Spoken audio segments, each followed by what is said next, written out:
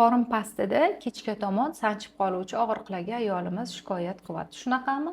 Qachon boshlanyapti og'riqlaringiz? Soat 7dan keyin boshlanadi. Kechki 7dan keyin qorin pastida og'riqlarimiz kuchayyapti, to'g'rimi? Xo'p, bu sizda nechinchi homiladorlik oyisi? 5-homiladorlik. 5-homiladorlik. Tug'ruq 5-si, to'g'rimi?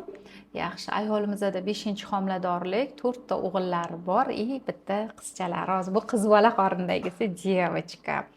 Biz niyat qilib qo'ydik, to'g'rimi? Xudo xolasa eson-omon tug'ib olsinlar, ko'ramiz. Ana qizni qaranglar, yotishini qaranglar, sizlar lavini, boteksligini qaranglar, ko'ryapsizlarmi? Yuz profillari juda chiroyli. Bularda hozir asosiy sabab nimaligi haqida sizlarga aytib beraman. Ya'ni asosiy sabab hozir bularda bachadonda varikoz vena kengayishlari bor, ya'ni vena qon tomirlarida kengayishi bor. O'zi odatda homiladorlik vaqtida bizada aylanib yuruvchi umumiy qon hajmi oshadi 2-2,5 litrga.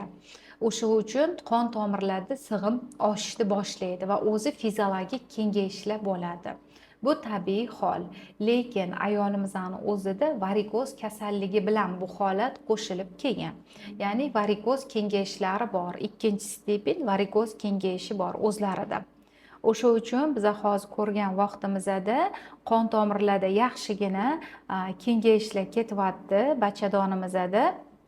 Bu kechga tomon borganda, ya'ni harakatlarimizni bolani pastga bosishi, kovak venaga bola bosib turadi. Kun davomida pastga qarab yerda tortish qonun qoidasi bo'yicha kovak venalar ezilishi bo'ladi. O'shani hisobiga kunda 2,5ga borib hamma harakat qilganda, kun davomida yurganda, kechga borib, butun o'sha qon tomirlarida harakat yana ham sekinlashib qoladi. Natijada pastga dimiqib, tiqilish boshlanadi. Xuddiki bizaga bola pastga qadalib urilayotgandek, tiqilayotgandek og'riqlar bo'ladi. Bizada o'sha varikozda og'riqlarni qanaqa ajratib olamiz desanglar, o'ng tarafga yotganda, chap tarafga yotganda yoki kunda 2,5da og'riqlarni kuchayishlari bo'ladi. Biz bunda nima qilishimiz kerak bo'ladi? Birinchi o'rinda homiladorlar bandajidan foydalanishimiz kerak kun davomida. Varikoz kasalligini oldini olish uchun biz 15 minut harakatlangandan keyin 2-3 minut davomida o'tirib dam olish.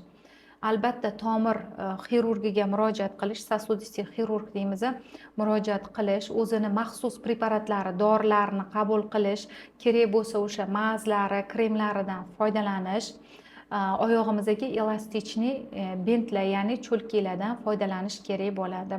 O'shanda ozginagina bo'lsa ham bizada yengillik bo'ladi va albatta har bitta homilador ayol tug'ishdan oldin oyoq venalari dopplerografiya tekshiruvini o'tkazish kerak bo'ladi.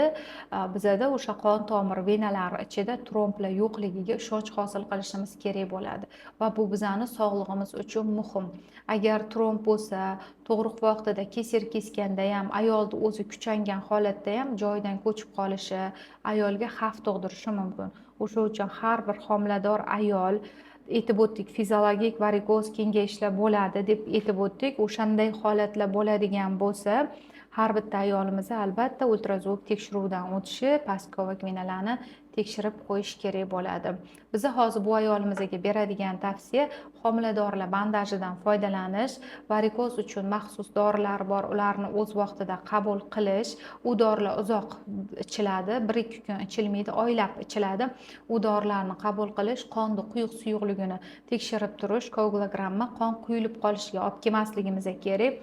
Uyda yengil mashqlar, sajda holatida turish, mushukcha pozalaridan foydalanishni tavsiya beramiz. Og'ir yuk ko'tarmaslik. Agar uyda o'sha cho'lkalar, elastichniy cho'lkalar bo'ladigan bo'lsa, ulardan foydalanish va doimiy homiladorlar bandajini taqib yurishni tavsiya beramiz qizlar. O'sha uchun har bir homilador o'zini sog'lig'iga e'tiborli bo'lishi kerak. Kelishdikmi? O'zingizni ehtiyot qiling. Agar sizlarga mana shunaqa qiziq ma'lumotlar, asoslangan tibbiyotga oid ma'lumotlar kerak bo'lsa, bizning sahifamizga obuna bo'lib qo'ying va qo'ng'iroqchani bosib qo'ying.